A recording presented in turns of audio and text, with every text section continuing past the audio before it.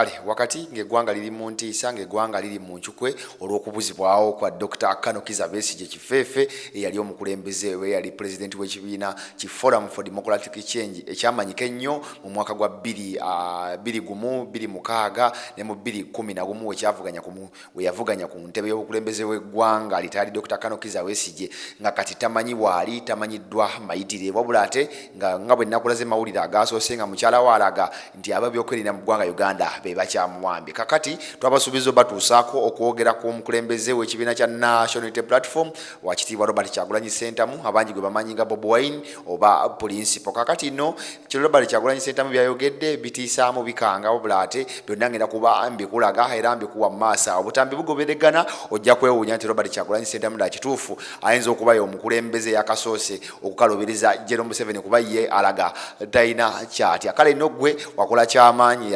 yatwegattako n'obanga wasubscribinga n'ofuka kitundu kuffe such that information ng'eno neesingawo yonna ebeekusanga in your comfort zone ate munnange nenkwebaza ggwe alutatadde alaba akatambi kaffe kano bwe kaseera n'okaagala n'okawalayike oba n'okawa ekigalo kino kisobozesa kano akatambi okutambula okutuka ku muntu oyo gwali yeetaaze okulaba obubaka obwo wonyigamu ekigalo kale ggwe nze munnasinga ow'ensonga eri ggwe omupya ate ggwe atamanyi nze abaawo ayongera okutambuzamu ebyo bitambula mu ggwanga Uganda esande kiyingi tutambula ne Sheikh Ashraf Dembe omusomi w'eddiwe yagamba nti tafa ku kika kya kizibu ky'olina ate ne wabata oli mu ggwanga Uganda kakati no video nagambye mulimu okuwa Gen Museveni level ng'ani agimuwa Robert Kyagulanyi Ssentamu kakati no nyala tutandike bwe tuti Robert Kyagulanyi Ssentamu wabuuziddwa ku nsonga z'okugatta ebitongole bya gavumenti naddala kino ekyemmwanyi ekyakagattibwa ku minisitule ya Agriculture agambye nti oyo total nonsense tonyumiza kansooke mukuwe ate tukomewo.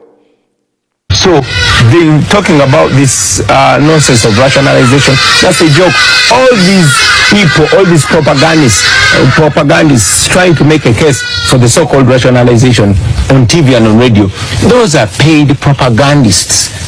And at the right time, they should also be held accountable because these are enablers of oppression. There were black people in South Africa that were talking a lot of so-called sense in support for apartheid. They were intelligent people that were speaking for Bashir, speaking for Mugabe, speaking for Saddam when they were oppressing people. Okay. So even this, they will find so-called intellectuals who will come and use a lot of English, but only to impoverish people. So I'll say all the rationalization talk is absolute nonsense. Yes. Alright, Kyagulanyi Ssentamu Robert abuuziddwa ku kibuuzo ngera we nagambye mu kusooka ekyokugatta ekitongole kya UCDA ne ku Ministry ya Agriculture n'agamba ebyo na total nonsense eyo si ensonga eremesezza okukulaakulanya ebintu mu ggwanga Uganda bulijjo ebitongole weebiri nga bikola bulungi ate era gw'omu gwe yabireeta wabula ate bano abajja boogerera nti ffe tetwagala bitongole bino bigattibwe gavumenti eyongere ensaasaanya abo bonna ba propaganda oba ba propagandist ba Mwami Museveni baba propagandist ba government ene eri mu buyinza nga baagala okugezaako okuwuddisa abantu so nga ate bali ku mulimu ate nga basasulwa okwogerera in favor of the central government nti kyeyakoze kituufu ate nga kyagendereddwamu kubba mwanyi ya mu ggwanga Uganda kati awo simanyi oba Robert Kyagulanyi yayogera bituufu naye yagambye kyagendereddwamu kubba mwanyi ya munnansi ebyo bye bikyali awolala kyo Robert Kyagulanyi Ssentamu mawulire mangi agamwetololeddeko abuuziddwa ne ku nsonga z'abaana be abamuwagira abagenda bavuma abantu ku social media azemu bwati. You do have a lot of your supporters being the younger generation, the Gen Z generation that expresses themselves through social media, and many of them made fall victims to this Computer Misuse Act. What is your message to them so that they can be mindful while they are rallying and following the route of opposition and not to then fall victims of this act? That's double standards, that's shamelessness again, but it is typical when dictators are in their evenings. For example, my sister, I'm going to ask you, haven't you seen lots of people abusing me and my family and calling me lots of gross things? These people are not just anybody you find on the street, but those that abuse me are actually rewarded by positions. Any blogger that abuses me with the most gross words is going to either be made presidential advisor or going to be made RDC here and there. You've seen RDCs that even strip themselves, that abuse the king of Uganda, abuse traditional leaders, abuse everybody, that are obscene. You have seen them. You have seen religious leaders that come out and turn themselves into unimaginable things. These people are rewarded. You find a pastor who will say gross things about people that are opposing Museveni, and the following day you will see military escorts rewarded to them. And what happens to people that complain or that speak against Museveni? They are persecuted, they are arrested, they are tortured. I saw a young man who was so beaten and even his teeth removed. So this is double standards. Not that we support wrong language. No, we don't. We don't support insults. And we have spoken about it numerous times. But we must also understand what these young people feel. Think about a young person that went to school,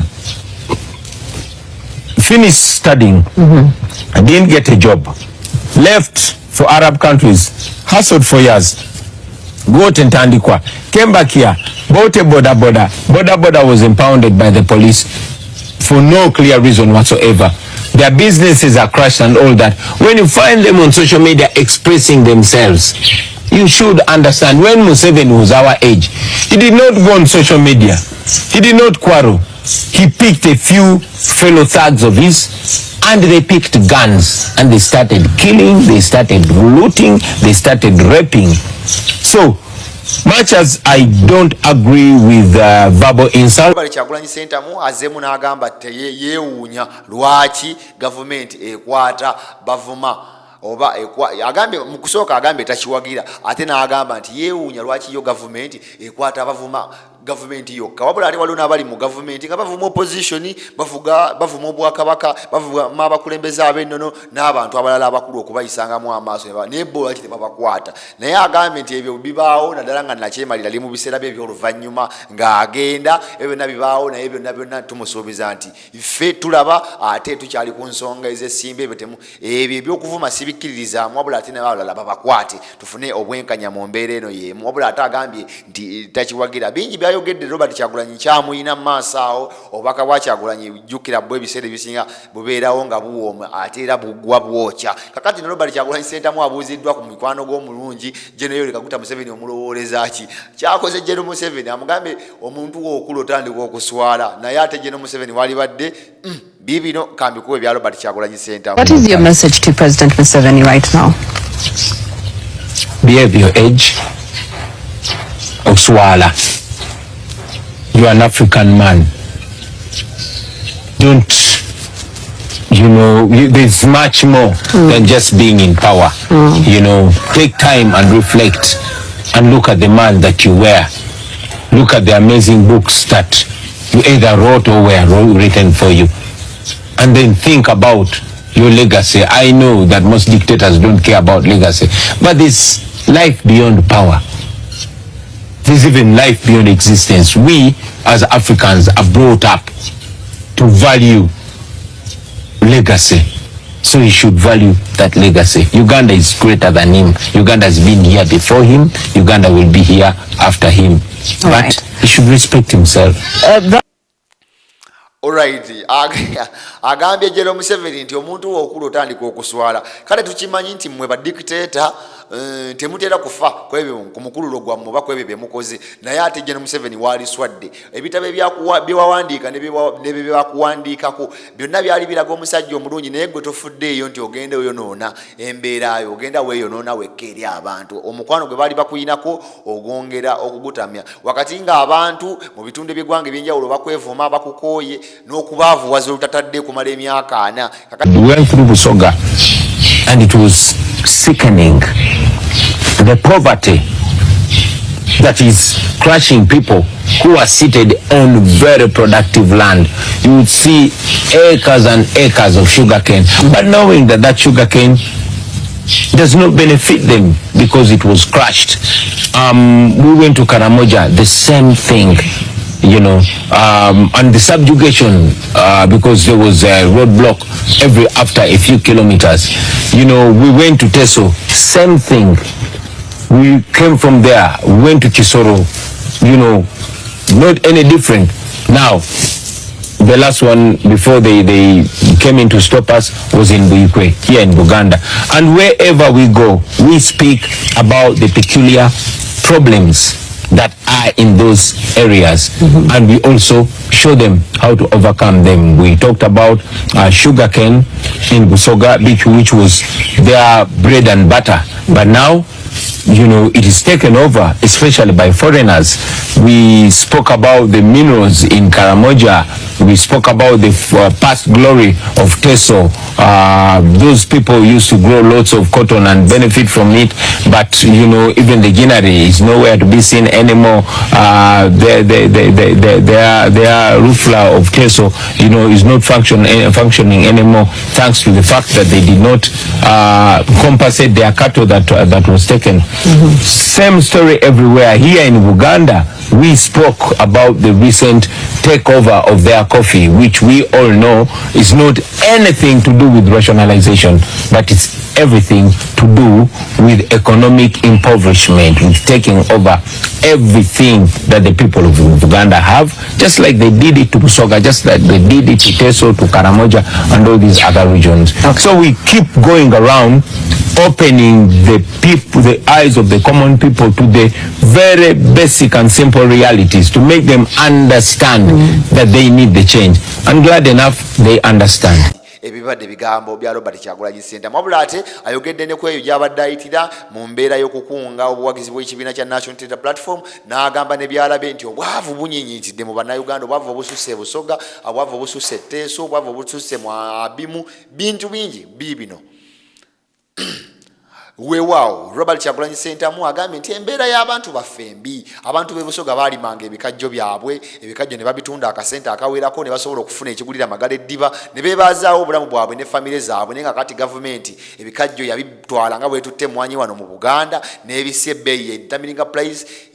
Ttani yagulanga emitwalo 25 ku 5, kakati yagulwa emitwalo 5. Teesa abantu balimanga pama waabwe, jinale tezikyaliwo, gavumenti yazimalayo wadde okuziddaabiriza. N'agenda genda yonna mu Karamoja, eyo yonna mu Abimu, abantu ba Gorodi gyali bali badde bagagga nga bafuna wakiri nga bakufuna akasente mu kuva mu biro bya Gorodi, bakale nga loka portion akava ku Gorodi bakeyambise waawo nti ebyobugagga by'emusobe bya gavumenti, naye ate bali badde gavumenti etekawo program nga n'omuntu w'oku ground afunira mu, naye agambe abantu bonna baavu, abantu bonna gavumenti kwekale kwegamba, agambe nti gavumenti totally enfu teyina kyeyambye bantu. Simanyi bye bigambo bya Robert Kyagulanyi byayogedde bituufu, wabula ate ffe tulina kubireetangawo ebiri nga tetubikyusizzaamu, such that ofuna obubaka bw'omukulembeze w'ekibiina kya National Unity Platform bw'aba ayogeddeko eri abantu. Kale ebitambula bibyo mu ggwanga Uganda bingi bikyajja, naye nga eggwanga liri mu ntiisa. Gwe wenna ali mu ggwanga Uganda n'atali mu ggwanga Uganda, sabira eggwanga Uganda. Akaseera ke twolekera kandiba akazibu ennyo. Eggwanga liri mu ntiisa